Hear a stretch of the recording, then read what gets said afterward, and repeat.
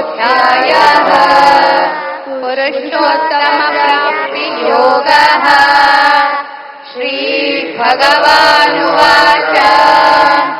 ऊर्ध्वमूलमधः शाखम् अश्वत्थम् प्राहुरव्ययम् छन्दांसि यस्य पर्णानि यस्तम् वेद स वेदवित्।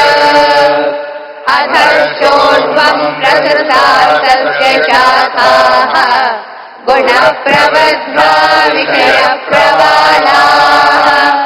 अधश्च मूलान्यनुसन्ततानि कर्मानुबन्धीनि मनुष्यलोके। न रूपमस्येह तथोपलभ्यते नान्तो न चाविर्न च सम्प्रतिष्ठा। अश्वत्थमेनं सुविरूढमूलम् असङ्गशस्त्रेण दृढेन चित्वा। ततः पदम् तत्परिमार्गितव्यम् यस्मिन् गता न निवर्तन्ति भूयः। तमेव चाद्यम् पुरुषम् प्रपद्ये यतः प्रवृत्तिः प्रवृत्ता पुराणे। निर्माणमोहादिगतङ्गदोषाः अध्यात्मनित्या विनिवृत्तकामाः।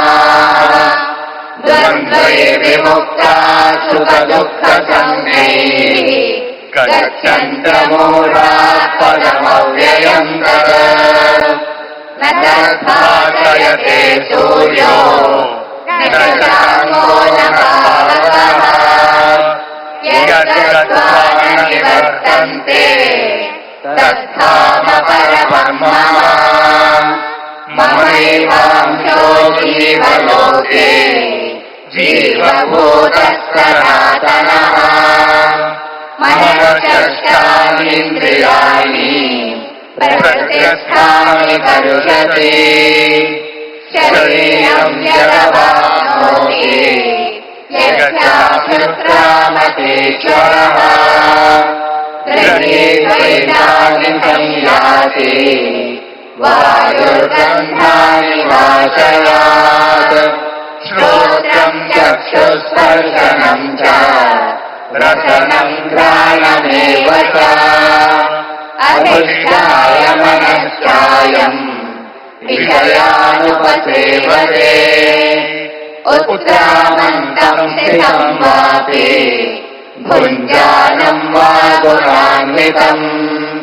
विमूढानानुपश्यन्ति पश्यन्ति ज्ञानचक्षुषः। यदन्तो योगिनश्चैनम् पश्यन्त्यात्मन्यवस्थितम्।